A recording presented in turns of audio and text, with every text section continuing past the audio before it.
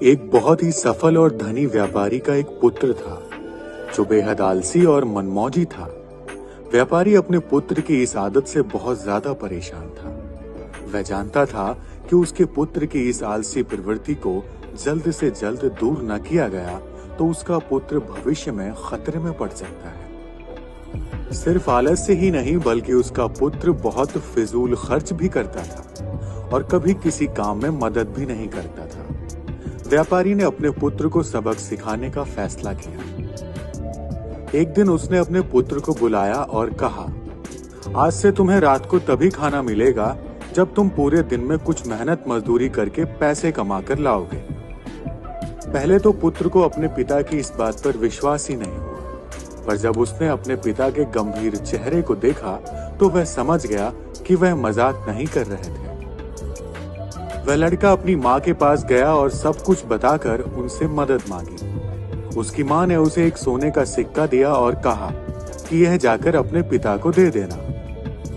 रात को भोजन के समय जब पिता ने पुत्र से पहले दिन की कमाई के बारे में पूछा तो पुत्र ने फटाफट सोने का सिक्का दिखाया जो कि उसकी माँ ने दिया था। सोने का सिक्का देखते ही उसके पिता समझ गए कि उस दिन लड़के ने कुछ नहीं कमाया था।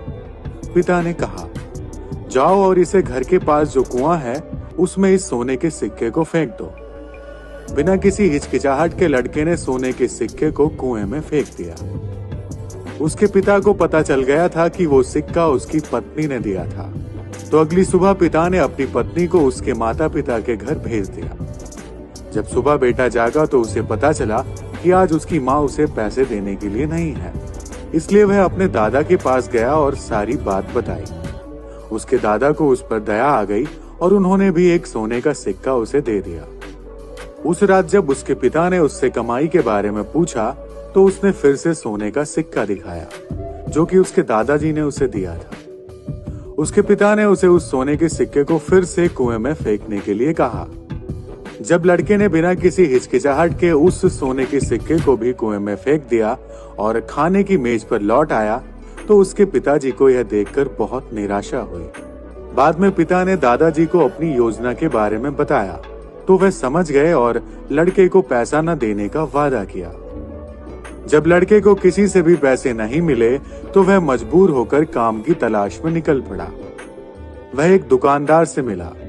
उसे लगा कि वह दुकानदार उसे कुछ काम दे सकता है और उसकी मदद कर सकता है। दुकानदार ने लड़के की बात सुनी और कहा, मेरे पास एक सामान से भरी बैलगाड़ी है।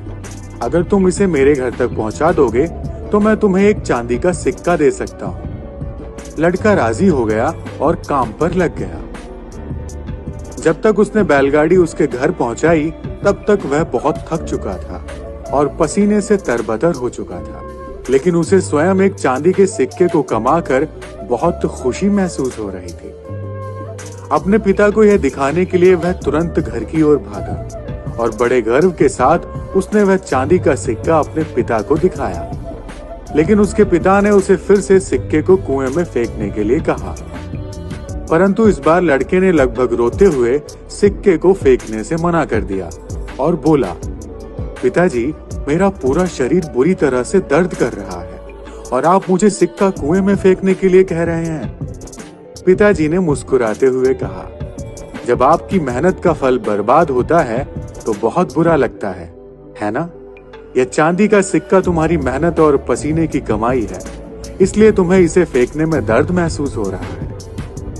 जब तुमने सोने के सिक्कों के लिए मेहनत नहीं की थी तो उन्हें कुएं में फेंकने में तुम्हें जरा भी हिचकिचाहट महसूस नहीं हुई, पर अब तुम समझ चुके हो कि इन चांदी के सिक्कों का मूल्य तुम्हारी कड़ी मेहनत है। लड़के को परिश्रम का महत्व तो समझ में आ गया था और अपनी गलती का एहसास भी हुआ। उसने पिताजी को धन्यवाद दिया और कहा, पिताजी, आप नहीं जानते कि मैं आपका कितना आभारी हूँ।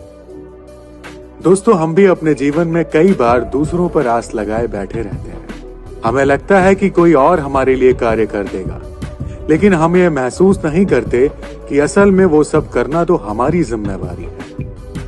कभी कभी जिंदगी के सबसे अच्छे सबक सबसे कठिन परिस्थितियों से मिलते हैं। कड़ी मेहनत का मूल्य केवल उसका फल पाने में नहीं है, बल्कि उसकी उपलब्धि का एहसास और खुशी उससे कहीं ज्यादा बढ़कर है।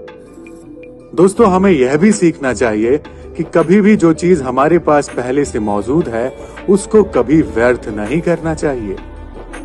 हमें जो भी मिला है उसका आदर करना चाहिए और जरूरी काम में उसका उपयोग करना चाहिए, क्योंकि जो भी हमें मिला है हो सकता है उसमें हमारी मेहनत नहीं हो, पर वो किसी न किसी का परिश्रम जरूर है। तो कभी भी किसी की कमाई को व्यर्थ नहीं करना चाहिए।